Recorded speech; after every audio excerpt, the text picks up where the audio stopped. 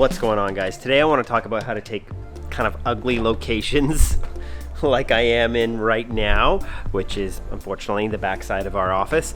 How to shoot cool footage in these locations. The footage you saw at the beginning sequence there and from the FX9 review I did last week was all shot in this area, and it's not that inspiring of a place, but there's just a couple quick tips I want to talk about today to help you make places like this look like this.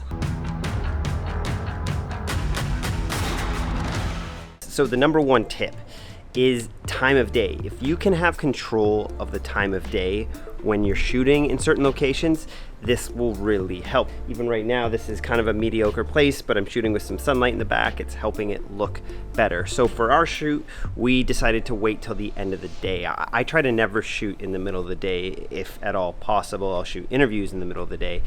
But we shot at the end of the day, the light is better, it's lower. So your number one tip, if you're in a bad location, is try to wait, obviously, till sunset. It's pretty obvious. But if you're stuck and you're in something like an indoor location, I would say turn off the lights. Start looking at the location from different lighting perspectives. When you can see this in the kitchen location, I turned off all the lights and just let the backlighting be our main source. And I thought it looked pretty cool. Number two tip for trying to get better footage in bad locations is change up your angle. Don't accept eye level as the only option for you. So for this shot with Elisha in this video, we're in this little hallway here by all this concrete. It's not that pretty, but just getting a lower angle, looking for something different like the sky. Or the shot here of Julian. We're at a park and we're literally standing on like a pile of dirt that I think once was trash. I noticed that the clouds are really beautiful, so we just got a low angle and it suddenly makes the shot way better. And swapping your angle can really help when you're shooting in the middle of the day as well. Let's say it's really bright and you have to shoot outdoors.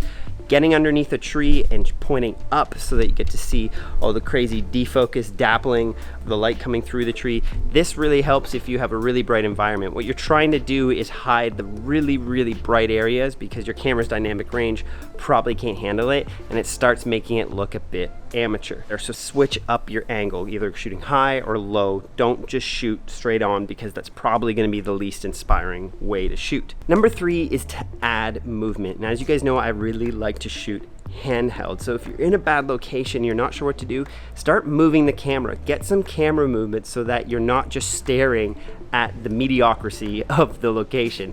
So in this workout video, I made sure that the camera was constantly moving, which when you move a camera, you're providing new information, new angles to your viewer, so it makes it more exciting. Like the shot up here on the steps, rather than just shooting Julian running up, I made sure I moved across. It was dynamic. He was coming up and the camera was going across. So add movement to your shots. And on the topic of the movement, adding some foreground elements will really accentuate your movement. So adding something that can whip across in front of the screen will make something look faster. In our video Harm, we shot a character running at one point, and rather than just shooting him running on a normal sidewalk, I made sure there was lots of things that would whip by in the front of the camera, which made it seem faster, more intense, and more interesting. My next tip is swap a lens. Sometimes just switching a lens in a bad location can give you new inspiration. Sometimes getting on a really long lens will help you defocus the background so you don't have to see all the junk in the background.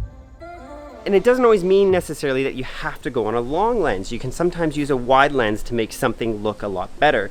Take, for example, this workout video we did. We got on a 16 mil on a full frame, but I made sure the camera was moving a lot. I added a high shutter angle so that it made it a bit more intense, and it took kind of a mediocre area and made it more exciting. Partially too, why the shot looks a bit better is we added the secret trick, which is haze. If you're in somewhere really boring, adding haze indoors can change the whole environment. Look at these shots. I'm just in this kitchen right here, but we added a bit of haze, I turned off the lights, I added some camera movement, and suddenly we have an actual shot rather than just a boring location. You gotta turn the lights off and you gotta see some dramatic looks. You gotta take away information. That's kind of your job as a cinematographer in a bad location, is how can I hide the crappiness of this place? And you do that by adding haze, by adding camera movement, by switching a lens, by making the shot more dynamic than just accepting what's in front of you. Even the shot here of them putting on their face masks, coronavirus, stay safe,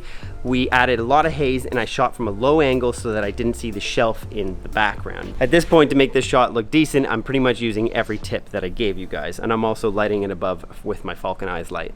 So there you go, guys. Those are the tips. Make sure to choose the right time of day, but if you can't, switch up your angle, add camera movement, add some foreground elements when you can, and try to swap a lens so you can see the environment in a different way. That's usually where you get some inspiration. And if you're indoors, make sure to add some haze. I can put the link below to some hazers. Make sure too, the hazers can trip the fire alarm, so do it with safety. Make sure to read all the instructions. So I hope today's video helped you guys. We're gonna be talking about a lot more of this stuff in my upcoming documentary course, and I'm going to be doing a little series of videos on documentary filmmaking that I'll release on my channel very soon. So make sure to hit subscribe if you haven't. I'm going to be releasing lots of more information like this to help you guys improve your filmmaking, take ugly locations like this or stories that you're working on and help them be the best thing possible. So thank you for watching, and I'll see you guys on the next one.